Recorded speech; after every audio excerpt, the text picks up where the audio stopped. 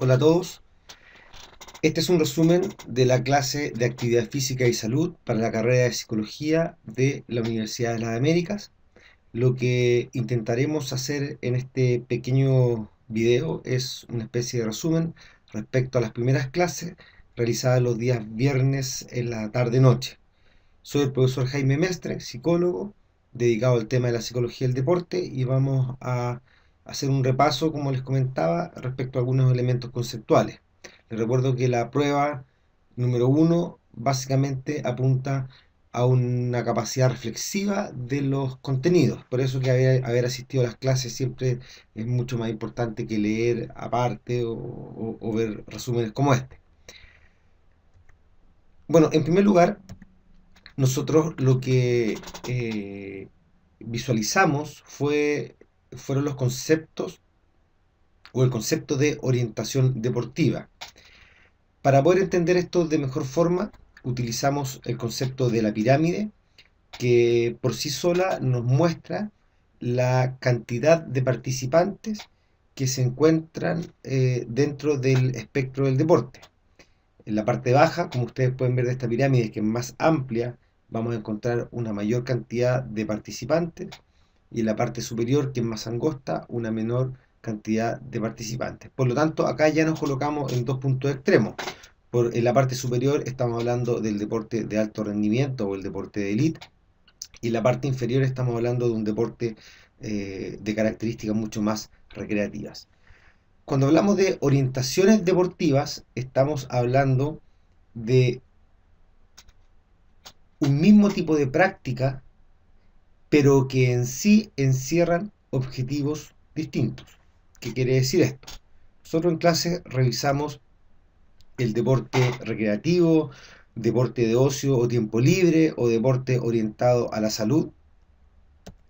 Revisamos también el deporte de iniciación, deporte formativo o de tecnificación, no en términos valóricos los formativos, sino que en términos de una mayor especialización deportiva desde el punto de vista técnico, táctico y físico. Hablamos del deporte competitivo, que son aquellos deportistas que van en vías del alto rendimiento, pero que aún no llegan allá, pero se encuentran en un formato de competición nacional e internacional. Y finalmente el deporte de alto rendimiento, el deporte de élite, el deporte olímpico, que se encuentra acá. Lo que nosotros dijimos entonces es que una orientación deportiva no se desprende directamente de un tipo de prácticas. Acá podemos hablar de un mismo deporte, por ejemplo el fútbol, el tenis de mesa, el básquetbol. En ambos 5 casos se practica la misma disciplina deportiva, pero esta presenta objetivos distintos. Por lo tanto, son estos objetivos los que nos van a permitir a nosotros poder hablar del concepto de orientación deportiva. Y a la vez, estos objetivos de la práctica van a determinar el quehacer profesional de aquellos profesionales, valga la redundancia, que se encuentran trabajando en estas distintas orientaciones deportivas. Por lo tanto, vale la pena, ya que esta es la asignatura de actividad física y salud, vale la pena revisar cada una de estas orientaciones deportivas, en especial lo que corresponde al deporte recreativo y lo que corresponde a la iniciación deportiva. Básicamente porque ambas orientaciones deportivas están a la base de un estilo de vida saludable. Por lo tanto, lo importante acá es el objetivo que cada una de estas orientaciones deportivas presenta. Cuando hablamos del deporte de iniciación, en la parte baja de esta pirámide, el objetivo que persigue es la salud. La salud entendida desde un punto de vista biopsicosocial. Por lo tanto, todos los programas de actividad física y salud, de ocio y tiempo libre o de deporte saludable, están orientados a la salud biológica, psicológica y social de las personas. Por lo tanto, los objetivos de los programas, la metodología de los programas, la planificación de los programas de actividad física y salud deben buscar ese tipo de objetivos y no otro. Y de esta forma, los profesionales que trabajan ahí, entrenadores, preparadores físicos, médicos, psicólogos, nutricionistas, deben desarrollar su acción profesional orientada a los objetivos saludables. Esto es importante porque si bien suena súper lógico y súper simple, cuando uno observa programas de actividad física saludable, encontramos que son carentes de una metodología o de habilidades o competencias profesionales para poder favorecer este objetivo final que es el saludable. Si yo voy desde el punto de vista de la psicología, nosotros como psicólogos debemos procurar mantener y aumentar el compromiso deportivo. El compromiso deportivo está sujeto a la motivación. Por lo tanto, nosotros como psicólogos debiésemos aportar en este mundo de la actividad física y la salud, debemos aportar aumentando o estimulando la motivación de estas personas. Para esto entonces debemos entender cómo funciona la motivación de los participantes y funciona de una forma muy distinta a cómo funciona, por ejemplo, en el alto rendimiento. Por lo tanto, lo primero que debemos hacer es comprender y entender científicamente cuáles son los elementos implicados en la motivación de las personas. Y ya hablamos, por ejemplo, de elementos como los motivos de participación, cuáles son los elementos, cuáles son los motivos que llevan a una persona a participar. Por ejemplo, a un grupo de padres que se suman no sé, a un pequeño equipo para poder trotar 3 veces por semana. Supongamos un grupo de papás de un colegio que se proponen entonces trotar lunes, miércoles y viernes, por ejemplo. Entonces, disminuir, modificar la composición corporal, aumentar la capacidad física, tener un espacio de distensión y recreación, sentirse parte de un grupo o un equipo, romper la rutina, son elementos que van a motivar a las personas a participar. Por lo tanto, yo como psicólogo, conociendo esto, lo que debo hacer entonces es favorecer la satisfacción de estas necesidades, potenciarlas, mejorarlas. ¿Cómo hago para sentirse parte de algo? Otro factor que revisamos fueron las barreras de participación. ¿Qué elementos limitarían la participación de una persona en un programa como este? El tiempo, los hijos, la gestión del tiempo en general. Por lo tanto, debiésemos abordar algunas herramientas que nos permitan, ¿no es cierto?, disminuir estas barreras. Otro factor que revisamos fueron los estados de cambio. Este modelo teórico de Prochaska, donde nos habla que existe, que en el fondo pasar a un estilo de vida saludable no es cosa de 1 y 2, de A o B, sino que existe una serie de etapas que tienen ciertas características, donde las personas nos podemos ubicar dentro de cada una de estas etapas, que estando desde una etapa hacia arriba podemos ya participar de este programa, donde evidentemente las posibilidades de abandono se reducen y se aumentan las posibilidades de compromiso deportivo. En cambio hay otras 2 etapas donde lo recomendable es no participar, porque probablemente esta persona va a abandonar, pero sí realizar un tipo de intervención psicosocial apuntada, por ejemplo, a modificar la percepción que el sujeto tiene respecto a los beneficios, respecto a las dificultades que los estilos de vida tienen. Entonces, desde este punto de vista, hablamos desde lo más poco saludable como el estado de contemplación, perdón, de precontemplación, donde el sujeto no está dispuesto a modificar sus estilos de vida y rechaza cualquier tipo de información asociada a los estilos de vida saludable y asociada a lo dañino que es su propio estilo de vida. Por lo tanto, este sujeto se caracteriza por no hacer nada saludable, no querer hacer algo saludable y rechazar todo tipo de información. En segundo lugar, tenemos la etapa de contemplación. Estos sujetos contemplativos reciben información, les gustaría hacer algo, consideran que su estado de vida actual es poco saludable y que sería bueno modificarlo, pero no hacen nada por cambiarlo. Frecuentemente estas personas perciben que sus barreras son demasiado grandes. ¿En qué momento? ¿En qué lugar? ¿Con qué dinero? ¿En qué tiempo? ¿Cómo? ¿Cuándo y dónde? Siempre son más grandes que las posibilidades.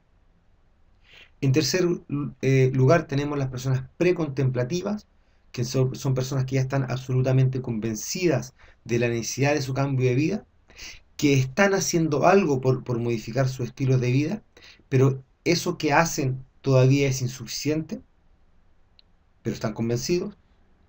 Posteriormente tenemos los sujetos que se encuentran en el estado de acción, que son personas que están absolutamente convencidas, que hacen por lo menos lo mínimo necesario, pero por un periodo de tiempo limitado. Frecuentemente se habla de 6 meses.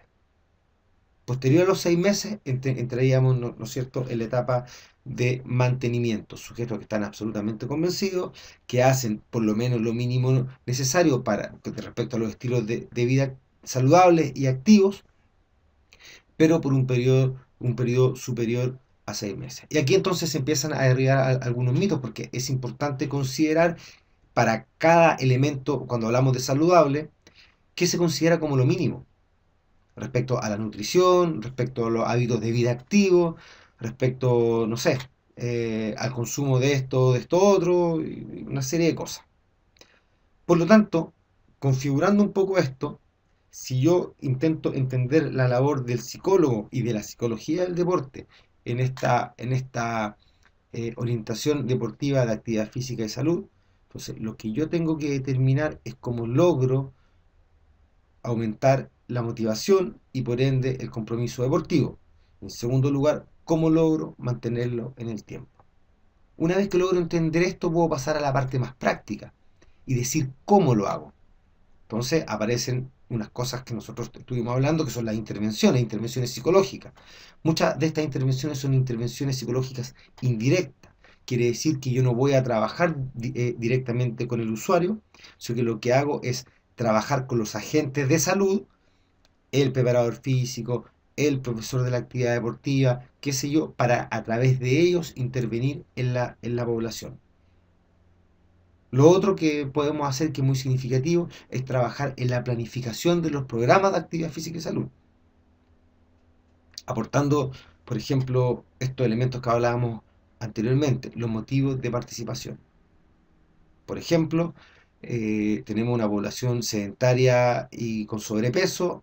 Desde el punto de vista fisiológico, lo correcto es hacer actividades aeróbicas de larga duración y baja intensidad, pero desde el punto de vista psicológico, todas estas personas buscan la afiliación social. Por lo tanto, si yo lo llevo a nadar en una piscina, a hacer elíptica o trotador en un gimnasio, no se satisface la necesidad de afiliación social. Por lo tanto, probablemente va a aparecer el abandono deportivo. Pasando a una segunda orientación deportiva, que es el deporte de iniciación, nosotros comentamos acá que el objetivo del deporte de iniciación es eh, que el participante, que frecuentemente son niños, pueda desarrollar el aprendizaje de una disciplina deportiva que le permita practicarla de forma autónoma. Habitualmente este proceso parte a los 6 años y se acaba cerca de los 12, 11 o 13 años. Pero que había un segundo objetivo, un poquito más oculto, pero que era muy importante: la adquisición del hábito de la vida activa. Por lo tanto, la adquisición de este hábito, esto que yo les decía, cierra los ojos y sin pensar, dime qué te viene a la mente cuando piensas en deporte o ejercicio, que básicamente lo que estamos chequeando ahí es la significación que el sujeto tiene respecto a una actividad. eh, Cuando el proceso deportivo de iniciación es saludable o positivo, probablemente la significación que las personas tienen a edades posteriores es una valoración positiva, una significación positiva. Cuando esto no es así, la significación que el sujeto le entrega a esta actividad es más bien negativa, lo que va a favorecer la no participación. Por lo tanto, para hablar de estilos de vida saludable, necesariamente estamos diciendo que las primeras experiencias cuando niño en las actividades físico-deportivas van a generar una huella indeleble que no se puede borrar respecto a tu vinculación con este tipo de actividades, y que gracias a esto tú vas a continuar participando en estas actividades en la vida adulta. Para esto entonces hay que entender un poco más los conceptos de motivación, cómo se desarrollan, cómo van. Figura importante acá, lo conversábamos cuando hablábamos del triángulo de la iniciación deportiva, donde en la parte baja de este triángulo, en un vértice encontramos la figura de los entrenadores, profesores o monitores. En el otro extremo inferior están los padres, y en la parte superior de este triángulo se encontraría el niño que hace deporte. Uso la palabra niño en primer lugar antes de deportista, básicamente porque hay que considerar las particularidades del ciclo vital en que se encuentra esta persona. Desarrollo cognitivo, desarrollo físico, desarrollo social, ¿okay? Habilidades intelectuales, y una serie de otro tipo de cosas. Por lo tanto, lo importante acá es aumentar el compromiso deportivo en base a la motivación, y nosotros usamos algunas teorías de la motivación que las vamos a revisar a continuación. Lo importante es que a partir de una iniciación deportiva saludable, nosotros debemos, o la sociedad o la estructura deportiva debe proveer a personas que van a continuar ascendiendo en esta pirámide, o sea, chicos que tienen un talento distinto y que van a pasar probablemente a través del proceso de selección de talento, van a pasar al deporte de tecnificación o el deporte formativo, y posteriormente algunos de ellos van a pasar al deporte competitivo, y posteriormente algunos de ellos, no todos, van a pasar al alto rendimiento. Pero aquellos que no van en esa vía desde la iniciación al deporte, van o deben formar parte de aquellos deportistas que están en la orientación del deporte recreativo. Entendiendo que el deporte recreativo no es solamente ir a la plaza el día domingo, hacer baile entretenido o zumba o no sé qué cosa exactamente en la plaza. Podemos ver también que hay algunas competiciones, hay deporte así como competitivo recreativo.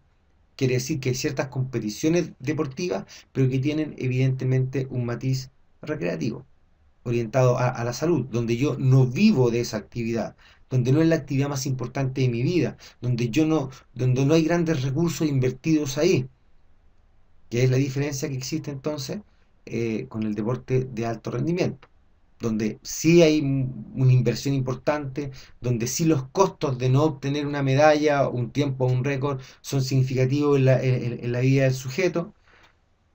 Acá estamos hablando de personas que tienen cosas mucho más importantes en su vida, pero que practican deporte. En algún momento hablamos del estado de pasión deportiva. El estado de pasión es un símil al concepto de adquisición del hábito de la vida activa.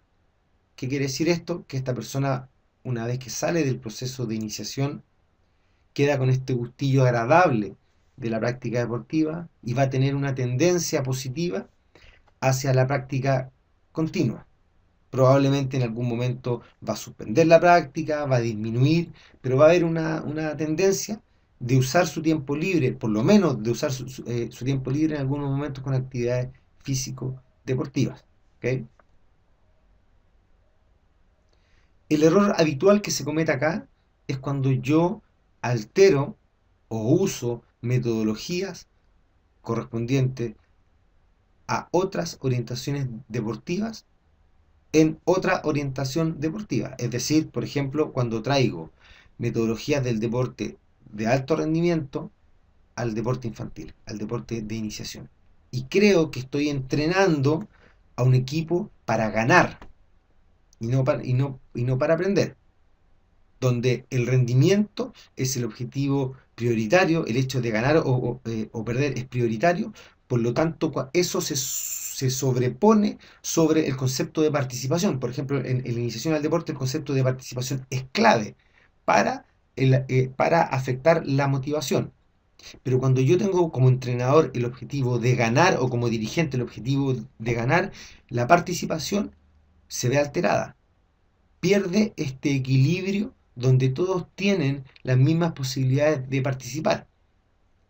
Lo que hace que este entrenador favorezca a aquellos deportistas que tienen mayores cualidades deportivas en desmedro de aquellos que no tienen tantas facilidades con el tema deportivo.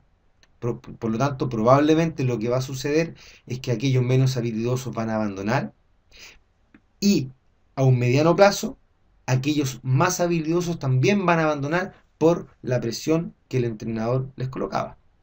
Este concepto de presión también viene, por ejemplo, dado por los padres. Cuando el padre no logra entender que lo que el hijo está haciendo es básicamente una actividad para el desarrollo de habilidades sociales, de habilidades motrices, de disfrute del tiempo, de estar con sus amigos, de destacarse en algo, y él lo lleva al plano competitivo. Muchas veces los papás alteran los programas y la planificación que los entrenadores tienen básicamente por esta suerte de uso narcisista de los hijos, donde yo a través de los éxitos de los hijos me proyecto y me siento exitoso yo también. Entonces el padre lo que hace es influenciar, influir, invadir la esfera de desarrollo del deporte de iniciación del chico y altera finalmente el objetivo final. Bueno, entonces todo esto hay que entenderlo a través de alguna base teórica. Para esto vamos a revisar algunas cosas que ya vimos en clase. El concepto de compromiso deportivo me habla de una persona que está dispuesta a hacer cosas, que hace cosas, que tú ves que estructura su tiempo, se organiza, se planifica en función de una actividad. Ahí hablamos del estado de compromiso deportivo, que está sustentado evidentemente en la motivación. Podríamos decir que un alto compromiso deportivo sostenido en el tiempo nos lleva al estado de pasión deportiva. Probablemente hay algunos psicólogos que no compartan esta ubicación del concepto de pasión deportiva. A mí me gusta. Se puede entender como el tema que hablábamos anteriormente del hábito de la vida activa. Pero para que esto suceda, para que alguien signifique positivamente el tema de hacer deporte o ejercicio, debe entonces tener un pasar deportivo en la iniciación placentero, agradable, de disfrute. Por lo tanto, elementos como el aprendizaje y la diversión aquí son claves. Por lo tanto, el compromiso deportivo se sustenta en la motivación. Y la motivación, y esto por favor apréndanselo muy bien, se sustenta en el aprendizaje, en el sentir que voy mejorando día a día, que soy capaz de ir haciendo cosas que anteriormente no lo hacía o que otros compañeros sí lo hacían y yo lo miraba desde la distancia, pero que ahora yo también soy capaz de hacerlo. Eso afecta la motivación y el pasarlo bien. El sentirse parte de un equipo, el que existan códigos, la camiseta, el somos la pertenencia grupal. eh, el divertirse, las actividades sociales, dentro o fuera de la situación deportiva, va a afectar directamente nuestra motivación. Cuando la motivación es alta, entre comillas, si queremos usar los conceptos más bien cuantitativos, va a haber un mayor compromiso deportivo y por lo tanto vamos a exponer a estos niños a un mayor estado de pasión. Ya sabemos entonces que alterar el proceso en pos de un objetivo distinto, se cae todo esto. Pero cuando hablamos de motivación, ¿no es cierto? Nosotros apuntamos un poco al tema más cualitativo. Por lo menos las investigaciones nos muestran esto y nos invitan a reflexionar sobre esto. Nosotros hablamos de dos teorías de la motivación. La motivación es un elemento psicológico que se entiende como el motor de la acción, que le da una dirección, una intensidad y una persistencia a nuestro comportamiento, a nuestra conducta. Se entiende que todo lo que yo hago está explicado por la motivación y para esto Entonces lo que nosotros hacemos es meternos en el mundo teórico para poder ver con claridad o tratar de entender con claridad cómo funciona este proceso psicológico superior que es la motivación. Y hablamos de dos teorías, una de ellas es la teoría de las metas de logro y la otra es la teoría de la autodeterminación. En la teoría de las metas de logro, lo importante acá es el concepto de éxito. Dice básicamente que todas las personas buscamos ser exitosas. Todos queremos ser exitosos, todos queremos sentirnos exitosos, pero que en este paso el éxito es entendido de dos formas distintas. ¿Ok? Lo que habla entonces que hay personas orientadas al ego y hay personas orientadas a la tarea. La palabra de orientación en el fondo dan cuenta de qué tipo de motivación es más fuerte en mí. La ego, que básicamente eh, genera la sensación de éxito cuando yo le gano a otro, cuando a mí me ha ido mejor que otro, cuando he hecho más goles que otro, cuando le gané a un equipo rival, cuando fui el campeón de algo, cuando mi nota en el curso fue mejor que otro. Ese niño estaría orientado al ego. Su motivación desde el punto de vista de esta teoría es tendría una orientación motivacional al ego. En cambio, aquellos chicos que están orientados a la tarea, quiere decir que se sienten exitosos cuando ha habido una mejora en relación a sus propias capacidades, cuando mejoraron en relación a sí mismos, cuando su punto de comparación es ellos mismos. Por lo tanto, evidentemente, en contextos de iniciación al deporte, en contextos de actividad física y salud, yo esperaría un alto componente de orientación a la tarea en los participantes. Siempre están ambos, pero siempre hay un predominio de uno por sobre el otro. En el deporte de iniciación, o mejor dicho, en el tema que estamos hablando de actividad física y salud, lo importante aquí sería la orientación a la tarea. Por otra parte, con respecto a la autodeterminación, que básicamente nos plantea hasta dónde yo hago algo, básicamente por estar autodeterminado, es decir, por una elección personal, porque yo simplemente quiero hacerlo, porque me gusta hacerlo, que sería el máximo nivel de autodeterminación, que se describe acá como la motivación intrínseca, hasta pasar al otro extremo, que es la desmotivación o amotivación, ¿no es cierto? Esta teoría nos plantea tres niveles de motivación. Ya lo dije, la motivación intrínseca, mayor nivel de autodeterminación, lo hago porque me gusta, lo hago porque quiero, lo hago porque me siento bien, no por algo a cambio. Cuando hablamos de una recompensa a cambio, estamos hablando del nivel extrínseco de la motivación. Lo hago por ser famoso, lo hago por recibir un premio, lo hago por los aplausos, lo hago por dinero, ¿ok? Hasta pasar a un punto de desmotivación. Y yo les explicaba cómo a través del refuerzo yo puedo pasar de un nivel de motivación intrínseco a un nivel de desmotivación. ¿Sí? Los invito entonces a revisar esa parte de la información respecto al refuerzo. Acuérdense que en la teoría del refuerzo tenemos el refuerzo y el refuerzo positivo, el refuerzo negativo, el castigo positivo, el castigo negativo. Y según como yo voy aplicando todo esto, voy a ir alterando la motivación de ese niño o de esa persona que practica un deporte o realiza ejercicio para mejorar simplemente su condición de vida. Si voy a un perfil motivacional desde esta teoría, evidentemente yo esperaría que exista un alto nivel de motivación intrínseca en los participantes. Y yo como psicólogo me debo preocupar de que se dé la motivación intrínseca a partir de controlar los elementos asociados a la motivación intrínseca. Entonces, si vamos al triángulo de la iniciación deportiva, yo tengo que hacer que el entrenador y los padres se comporten, planifiquen, estructuren las clases, las desarrollen, usen refuerzos, qué sé yo, todo ese tipo de cosas. El contexto de la práctica deportiva debe orientar o debe apuntar al desarrollo de la motivación intrínseca. Lo que pasa es que muchas veces no se hace. Bueno, y todo esto, que es el marco teórico que estuvimos revisando, va de la mano, como ya lo nombré indirectamente de alguna forma, de factores contextuales. Esto no es algo que está en la genética de las personas, no es algo que aparece por generación espontánea. Esto de la motivación individual, del compromiso deportivo, está asociado a factores del entorno, a factores del contexto, lo que se llama clima motivacional. El entorno, el contexto, el clima motivacional tiene un efecto sobre esta variable psicológica individual.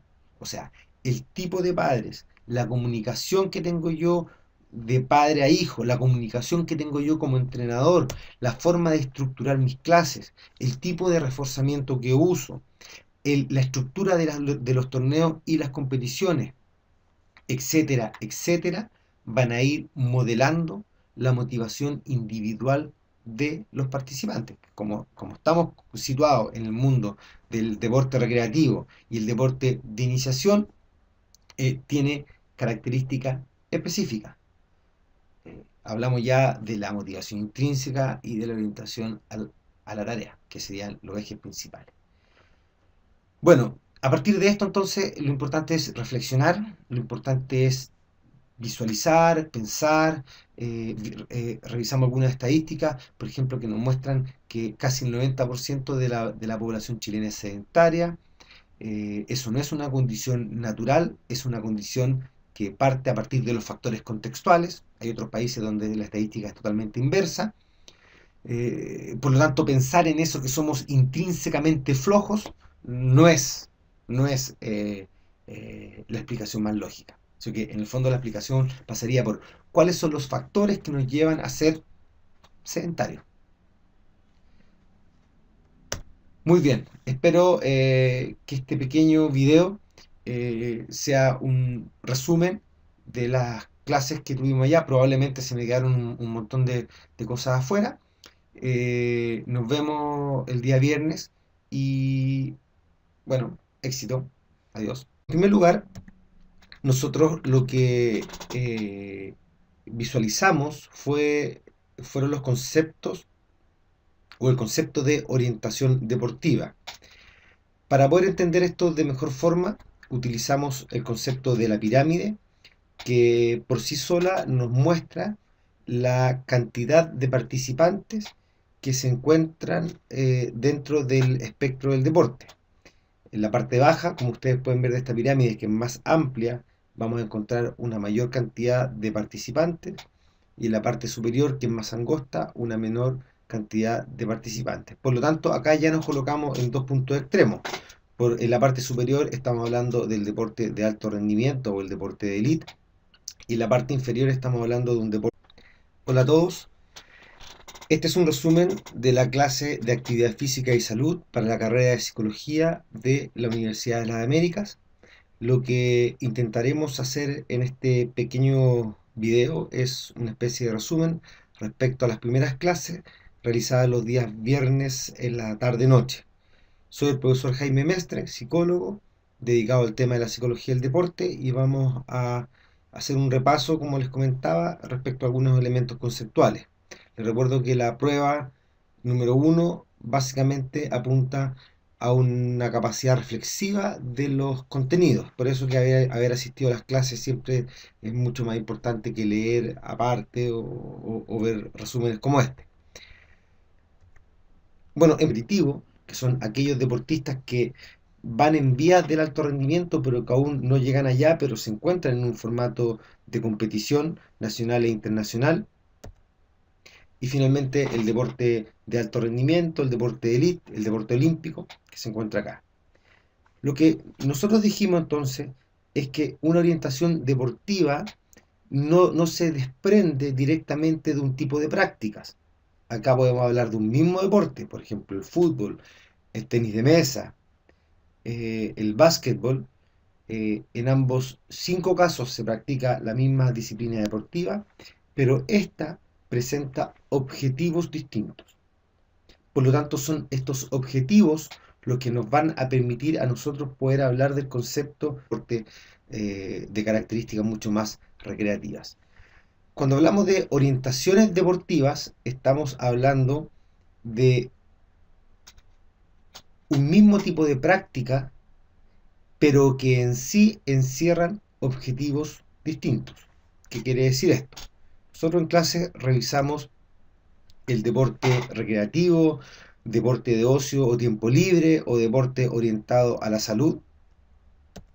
Revisamos también el deporte de iniciación, deporte formativo o de tecnificación, no en términos valóricos los formativos, sino que en términos de una mayor especialización deportiva desde el punto de vista técnico, táctico y físico. Hablamos del deporte de orientación deportiva. Y a la vez, estos objetivos de la práctica van a determinar el quehacer profesional de aquellos profesionales, valga la redundancia, que se encuentran trabajando en estas distintas orientaciones deportivas. Por lo tanto, vale la pena, ya que esta es la asignatura de actividad física y salud, vale la pena revisar cada una de estas orientaciones deportivas, en especial lo que corresponde al deporte recreativo y lo que corresponde a la iniciación deportiva. Básicamente porque ambas orientaciones deportivas están a la base de un estilo de vida saludable. Por lo tanto,